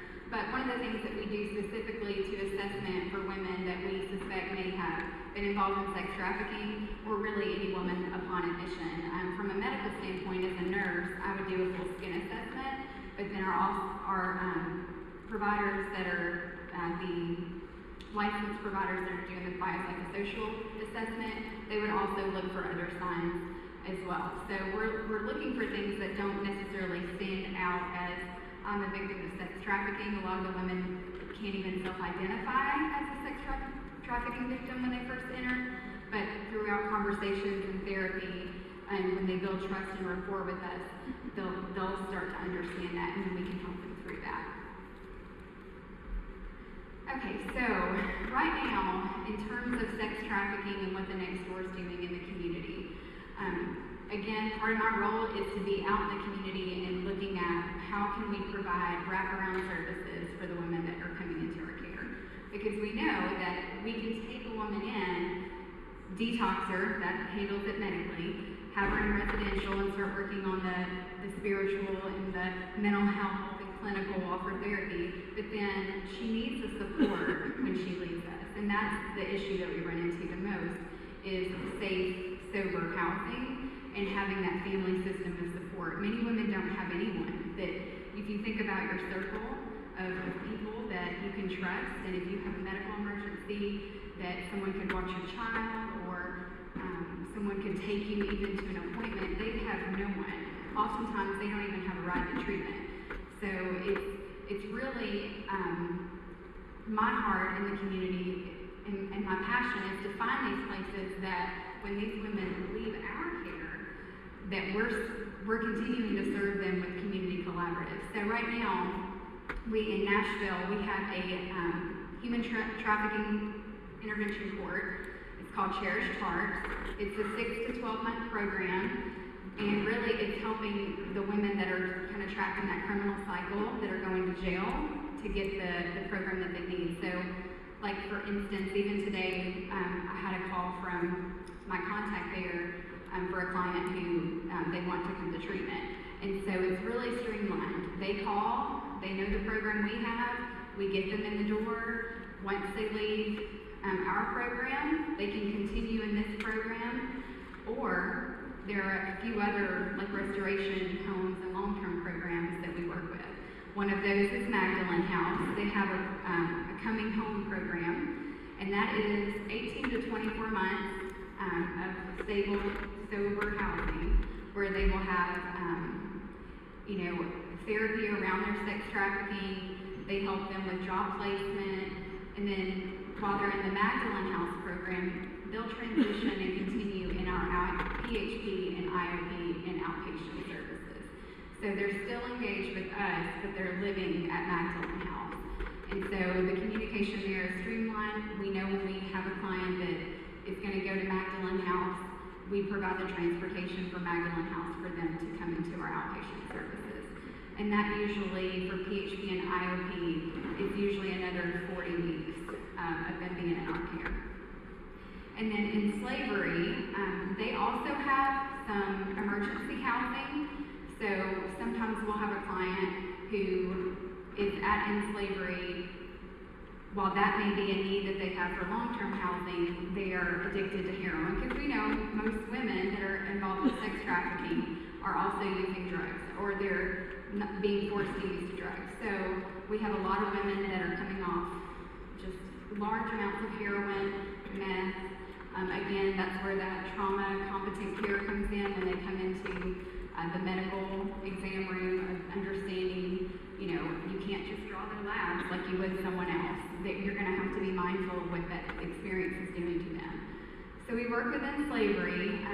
They provide community case management once they leave the next door, and housing in their safe house. So they're a really great program that will also go out into the community and do trainings. They've even come on site and have done trainings with our clinicians.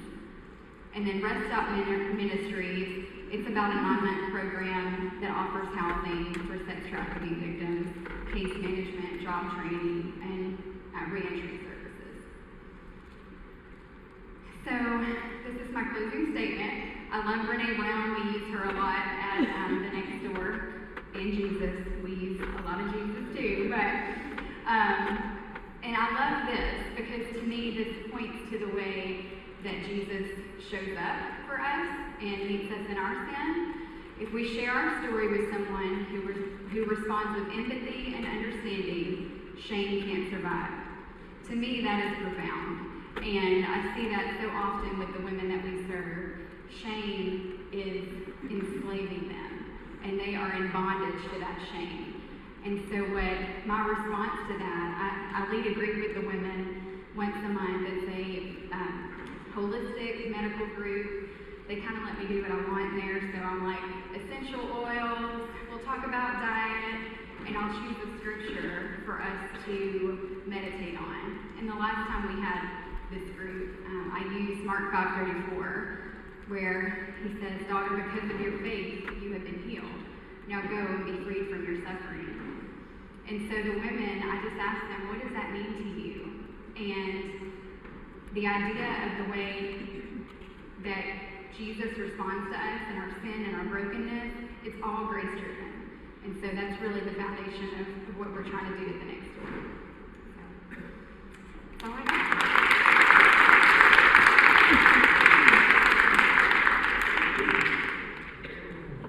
So I have to say that that has been the wonderful intersecting byproduct of me traveling all over the country. I get to meet rock stars like April.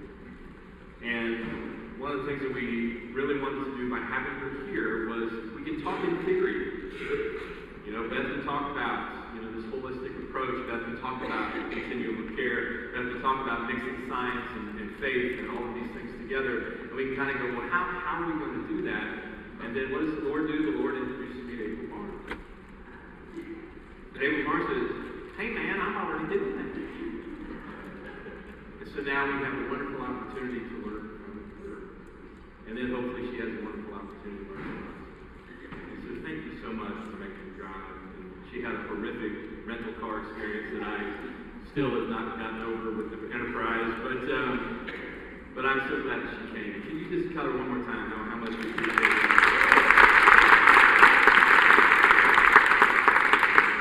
So one of the things that we wanted to try to, as we close out the day today, is sometimes we get caught up in the theory, and sometimes we get caught up in the workshop, and sometimes we get caught up in what it is that we're doing, and often we don't get to see the fruit of what happens when we do it. When we come alongside somebody, when we share grace, when we eliminate shame, when we just love on somebody. And so as I was contemplating what to close out the day with, I couldn't think of anyone or anything better than to let you hear from my sister from another mister. She travels with me all over the state. She's going to get ready. She's going to go to Nashville with me here. She's going to get arranged. This lady is very special in my life. She teaches me every time I'm with her. She challenges me. We challenge each other. But her story is one that is remarkable. And her story is a culmination of everything that we've talked about today. And so I am honored and just so pleased to let you meet my friend. And would you welcome Joyce?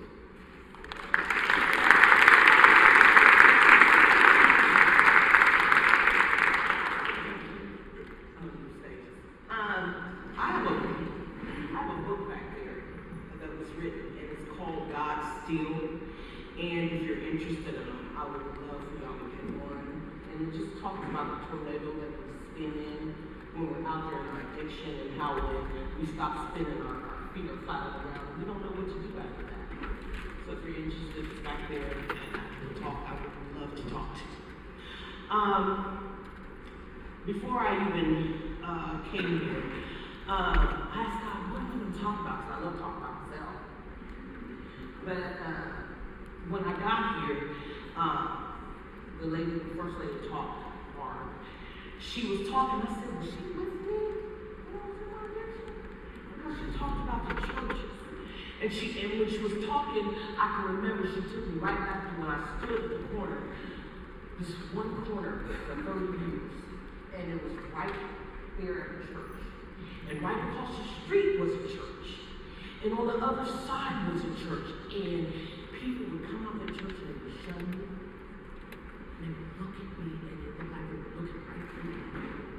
They never smiled at me or anything.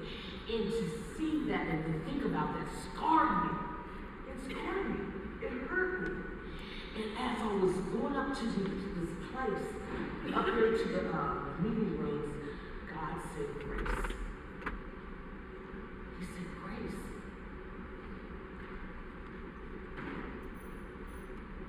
So, a friend of mine came to this talk today as well, and I asked him, I said, would you do something? He said, I will. So,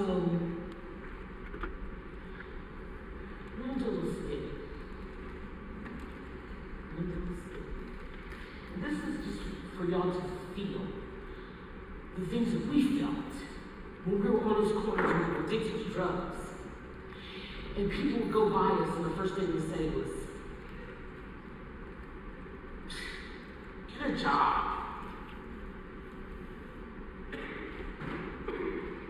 Now remember, we're addicted. If we did get a job, how are we going to show up? We're addicted. How are we going to get a job interview? We got our clothes. It's pathetic. Look at you. My God. But just remember, how many of us have received grace? How many of us have received unfailing grace in our lives?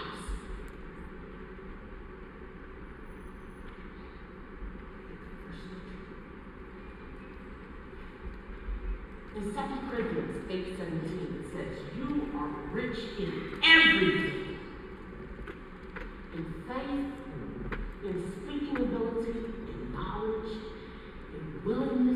help and in love you learned from us.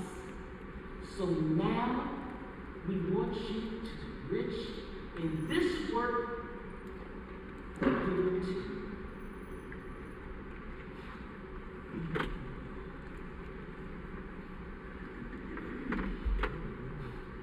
I love God's grace.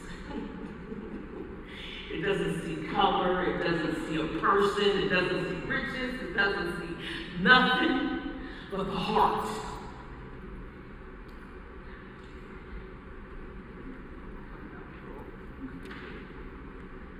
There's nothing but the heart. Oh, grace. Now bear with me for a minute.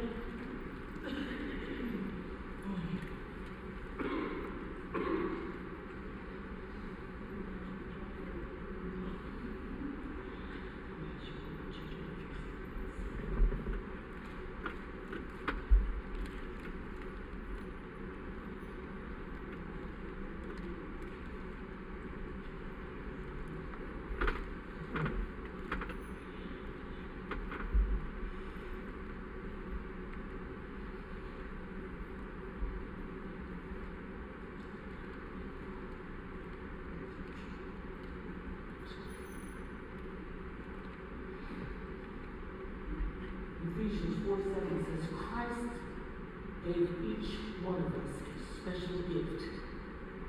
Everyone received what he wanted to give them. And that was grace. That was grace. And it's so important for us to remember that when we look at people. We look at people and we look through them. We don't look at what God wants us to see. And I can remember when I was in my addiction, a lot of people looked through me and not at me. And they didn't see me the way God wanted them to see me. And it was important. But one day, one woman pulled her car out, and she prayed with me. Amy from Safe Harbor's heard the story many a time because this story saved my life and planted a seed in me and started my journey. And this woman prayed with me, and she didn't look at the short skirt I had on, she didn't look at the way I smelled, she didn't look at anything. The wig I had twisted sideways or anything. But she said, can I pray with you? Because she saw that I was worth something. And I didn't know why. I did not know why. But she knew why, because God told her to. She said,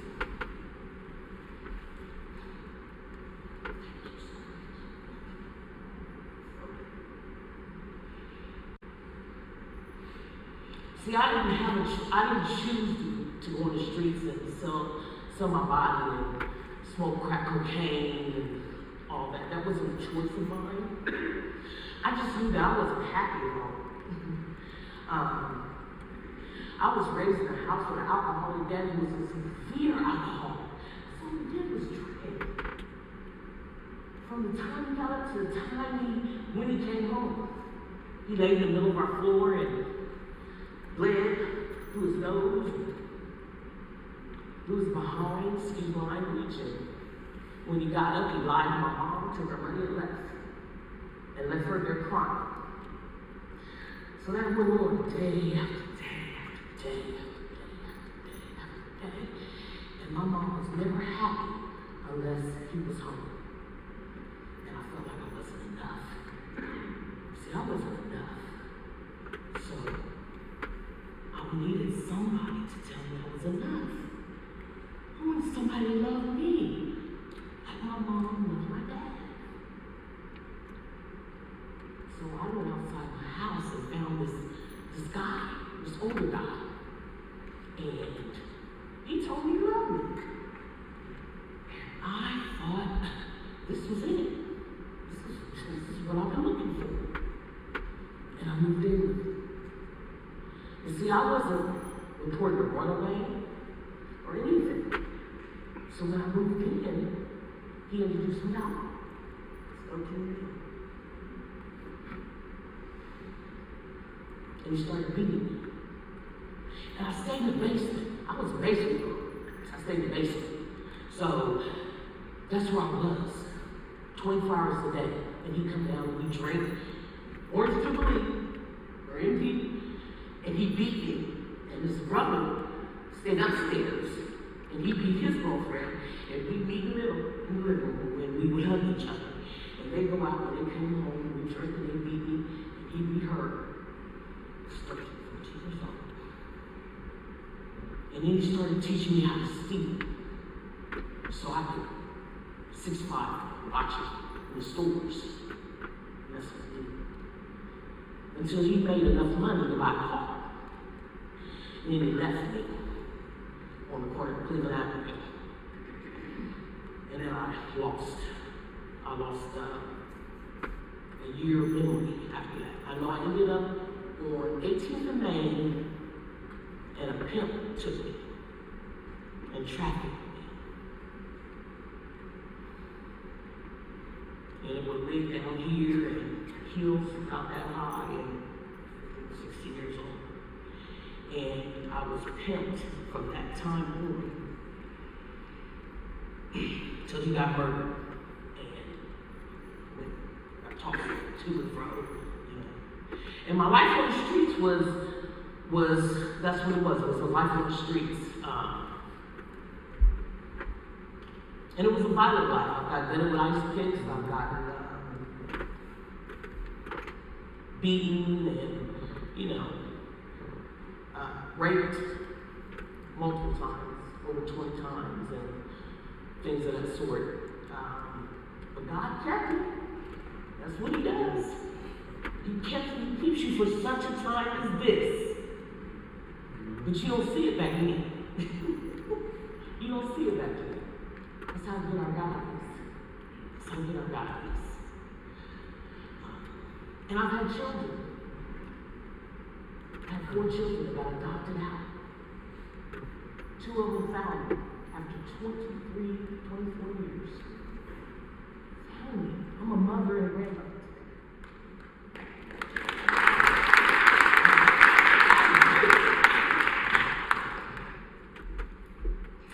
But throughout that time,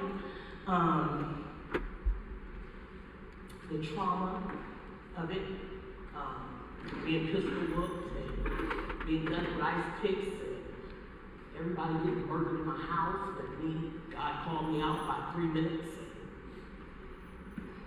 You know, you think about the grace that God has on your life, on all our lives, because we don't necessarily have to be addicts to go through something. You know what I'm saying? Unbelievable. He's just that good, isn't he? He's just that good. I'm so thankful and grateful to be here. Beyond anything y'all can understand or believe. To have a safe harbor family. I got a safe harbor family. I work at a place that just when you walk in the door, it's just blessings overflowing. I'm telling you, I get to watch women heal, and they get to heal me. You know, I got two moms and 2 dads. 2 are deceased, and 2 standing here. Definitely. You know, and God just keeps on delivering. His faith is unbelievable. But I gotta stay focused. And I gotta know that He's real. And I gotta know that with people that when He delivered me to help others. He delivered us to help others. What He put in us is to plant seeds, to put in others. Not to sit in the building, but to help others.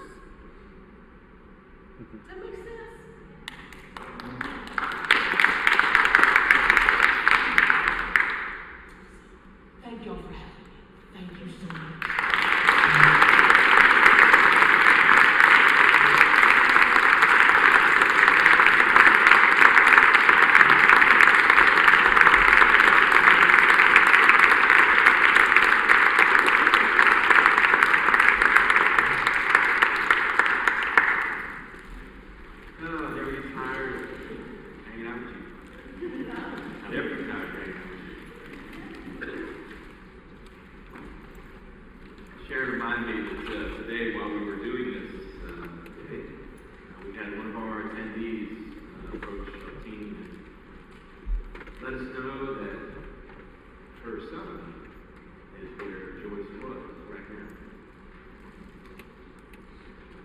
And I think about the courage it took to tell us that. But it's also important that we honor that. So we're going to pray for that. We're going to pray for Joyce before we move forward. How's that? Father, we can stop right now at your word, beckoning, and at your prompting. To remember this one who came so courageously to us, feeling the safety that we desperately wanted her to feel. And being able to tell us about her hurt, and her trauma, and her pain, and her burden. So Lord, today we pray for protection for that boy. Lord, much like Aunt Joyce from the beginning, we believe and trust that you have given to them. Lord, we pray for that mom who is suffering that uncertainty, suffering that confusion. Lord, we pray for peace for her, but we pray that if there's something that we need to do to come alongside her, to come alongside him, that Lord, you will prompt us and we will know it's from you to step into that space. Lord, right now, we pray and we're grateful for the story of Joyce because she shows us that anything is possible. And that grace most certainly does prevail. And so, Lord, today we pray for this in your Son's name. Amen. So, we got kind of to the end of our day. What time? Good? What time? 3:52. All right, we're good. Okay. So I want to tell you a funny story before we do. So we're going to get some surveys out to you. And Sharon, I don't know if you folks have got them. Or just take some time. They have to be around. So we definitely want you to fill that out. In addition, I think we're going to have an online option for you as well. And to fill that out. That's important. But while they're kind of doing that, I'm going to tell you something funny about our homeless guy that's down here. His name is Jeremiah, and I over the course of this journey, had a chance to help and start a little place called the Jeremiah Tree in Xenia, Ohio. And we were there just to connect people to resources that were hurting, connect them to the Lord when they were hurting. And so we were in a little house. And it's still, the little house is still there. We had a bigger house next door where guys had a chance to get recovery. And so in the little house where my little office was, I had a bathroom. So it must have been a bedroom in this house that we made into my office. And over to the right was the master bathroom of this house. And so one day I came into the Jeremiah tree to find a Jeremiah in the bathtub of the house. And so you come in first thing in the morning, you're not expecting, anybody to be there. Most certainly don't expect somebody to be passed out in the bathtub next to your office. So I said, hey man, how's it going? And he told me, he's kind of wandering around. He said, I was wandering around, I was lost. Somebody said that I needed to go to this place called the Jeremiah Tree. And he says, profound, he says my name. Flash forward 5 years, right? A lot of journey, a lot of trauma in his life. He's experienced a lot of stuff. Flash forward 5 years, and when you walk out of here, you look over to your left, and there's this thing called SOS Ministries. And that guy that was in my bathtub is now wading into spaces where our folks we've been talking about all day are hiding, are hurting, and he and his beautiful wife. They're providing rescue, helping people find a safe place to go, and helping people find the next step in their journey. So from bathtub to blessed. That's my boy Jeremiah. Can you give him a hand?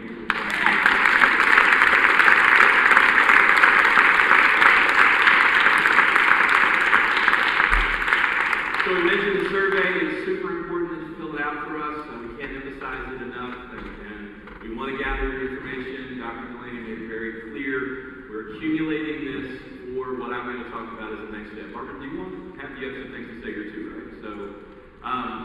So one of the things before we let you go is we must remember that teamwork begins by building trust.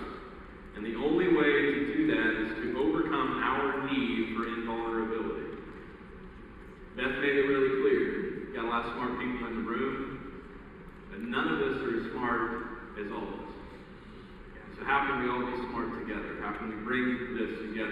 how do we want to do that? What's the mechanism for that? Because many ideas do indeed grow better when they're transplanted into another mind than where they sprung up. You've got great ideas, and that is the seed that gets planted for somebody else to say, oh, I know an April Barnes, I know a Monty Burks, I know a Ray Davis in Rhode Island that's doing that, because that's what God is doing in this space today. I can attest to it. And so what we want to do is, how do we bring those many ideas so that we can bring them into a place where we can plant them and transplant them and activate them against other minds so that we can really deliver on what we came to deliver today, and that's this picture. This picture is where we want to get. We had the wonderful opportunity to be part of something called FaithNet. FaithNet sits under Reach for Tomorrow, and it was designed to be a place of advocacy and help, education, collaboration. We're based down in Highland County, Ohio. We're part of Reach for Tomorrow, as I mentioned. And so as we were trying to think, how do we articulate what it is that we really want you to think about participating in? We began to think, how can I bring this together? I was really struggling with it. And then about 2 nights ago, laying in bed, kind of half awake, the Lord said, hey, Dummy, you got this thing called the FaithNet. Why don't you use it? I was like, oh, well, that's good. Thank you.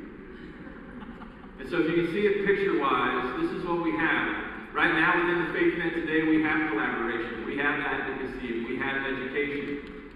The cool part about the FaithNet is it already has relationships with our governor, it already has relationships with our Attorney General, it already has relationships with the task forces that Sophia was talking about today. The task forces our dear representative from the AG's office has today. Those relationships already exist. So we're able to leverage those and able to communicate back and forth with those. In addition, the FaithNet also has a relationship at the DHH level in Washington, D.C., so we can have conversation and bring collaboration and best practice down through that because they already know who we are. And what we talked about today were things like Relink and the Dalton Foundation, and we're doing these things called Tapestry of Grace, and this is the first one. I think we got 3 more that we need to do. But the point is we want to create something that we're calling a Freedom Grows Collaborative. When I first started in this ministry, the Lord gave me this verse from Galatians 5:13. It says, it's absolutely clear that God has called you to a free life. But don't use your freedom to do whatever you want to and destroy it. Rather, serve others in love, because that's how freedom grows. Serve others in love, that's how freedom grows. And so what we're kind of proposing to you today is we would love to see you be a part of this Freedom Grows Collaborative, linking together our faith-based friends, our faith-based entities, our faith-based partners, amazing thought leaders like the Next Door, bringing us together to then be a part of the greater fabric that you saw from Sophia today. There are 23 human trafficking coalitions in just the state of Ohio alone that are doing amazing work and amazing collaborative work. And so what we want to do is we want to say, how can we as the faith community begin to knit ourselves into this tapestry of grace so that we can be a collaborative power and force that as we as providers, as we as boots on the ground, as we see the need firsthand, we have a place where we can bring that stuff together, bring it up into what will be the FaithNet, be able to kind of incubate that, and be able to send it to the appropriate people to get the action that it needs, or to get the funding that it needs in order to make the system better, in order to provide better service, in order to deliver serving others more efficiently and better. That's the goal. Because the goal is there are thousands of choices. Thousands. We just got to go find them. And we need to be in a position to help them. And we need to be in a position to love them. But we need to love them well. We need to love them with excellence. And we need to love them with the love of the Father that maybe they've never, ever experienced. So the goal is to sit there and say this Freedom Grows Collaborative. We want to look for outcomes. We have a data group that's helping us. We have folks from Cedarville University in this audience today that are ready to provide the data and the outcome and the direction for us to do this well. And so this is the first step. We have Relink out there that's gathering information. We've brought you together, and hopefully we've treated you well and treated you with great honor today. And now what we're asking of you, will you step into this next step with us Will you link arms with us? Will you take advantage of the things that we've already built by bringing the things that you've already built and putting those things together so that we can create a faith net, a safety place for these folks to find the shelter they need, the help they need, the hope they need, the journey they need, the future that they so desperately deserve. Will you join us in that effort? So that's my plea to you today. That's why we came together today. We didn't want you to get out of here without something. But that's what I'm asking you to do. So if you want to be a part of that, if you want to join us in on that, we already have our next meeting scheduled.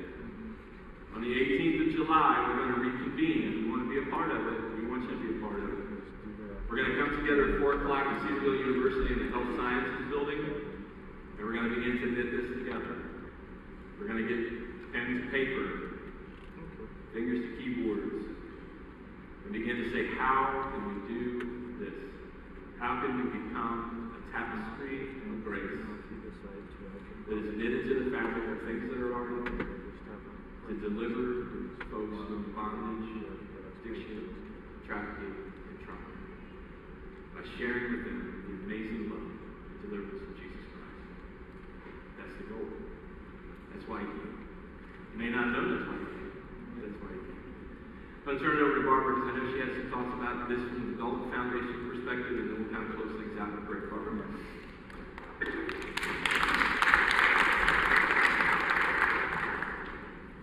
I honestly can't add too much to that. That was a great summation of why we're here and really calling y'all to action to be part of this.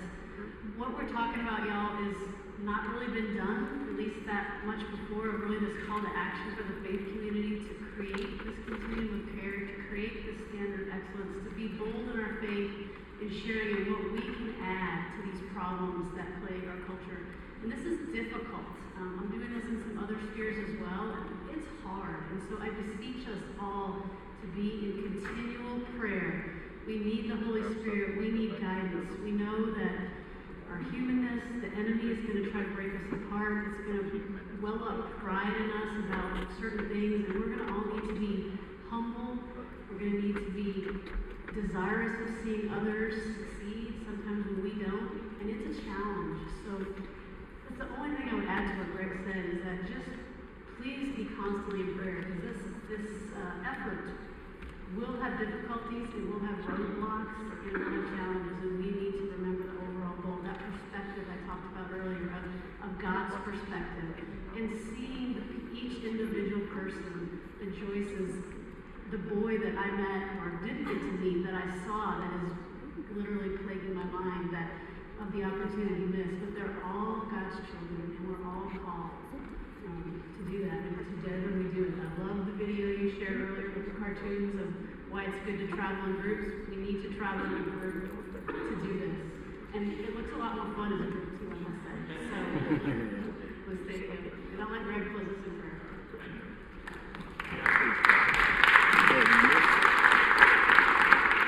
Smartphone out, make sure that you take a picture of that. And if you can't come, then we're still going to find you, because we're going to do this in Zoom as well. So don't have this. We'd love to have you there, that's for sure. I got to thank a few people. I need to thank Chris in the back. He has been keeping the sound awesome for us today. We have our other Chris who's been wandering about, and what we'll get is a wonderful product. And so if you got something that you want to hear again or whatever, just watch. We'll have it on social media soon. The things that we can post and what we learned today. So I want to thank Chris Gargis. He's just an amazing friend for his work today. And just watch for his product. It's going to be great. We definitely want to thank our friends from Gainsburg Church. When I made the phone call about where to have this first one, we were trying to think about where the most central place to go would be. Given the work that happens here every Saturday night in this room, that's delivering people every week from some of these things we talked about, I couldn't think of anybody better to host this than my friends from Gainsburg. So please thank them again for allowing us to do this. One of them, this big fellow that just walked in, so give him a hug on your way out. I'm sure you appreciate it. Hug your priest. Hug your priest. I hope I didn't miss anybody. I'm so grateful for all of our speakers, especially my beautiful wife, Dr. Plenary, and I'm so grateful that she's doing ministry with me. Will you stand with me? Let's Let's go to God in prayer to get ready for the Lord. Father, it is a remarkable way that you work with us, a remarkable way that you knit us together and make us better together. So Lord, today as we get ready to leave, I pray that what happened here doesn't stay here. That we remember what happened here so that we can take it with us and make a difference. Lord, over and over again this past week and a half, you have told me and told me and told me over and over and over again that the power of the collaboration, the power of the story, that our stories of intercession from you, our stories of recovery from you need to be told because someone out there needs to hear it because they're desperate to understand, desperate to believe that they can get out of this themselves. They can find deliverance themselves. So Lord, today, that's our prayer.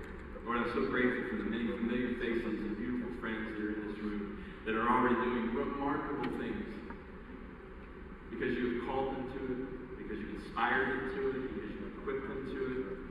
So Lord, today, I just believe.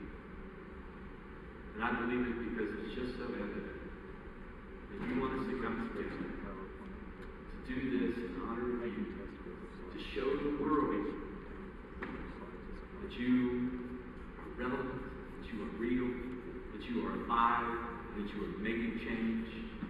And as hard as the devil wants to work, and as much pressure as he wants to put on us as a culture, he's got no shot. Because as we unify, he can't win. And all the things he's trying to do, he can't win. So Lord, today we take that as our inspiration. We ask for blessing and favor. We ask for protection and safe travel for everyone. Thank you for allowing us to be in your presence all day today. And it's in your son's name that I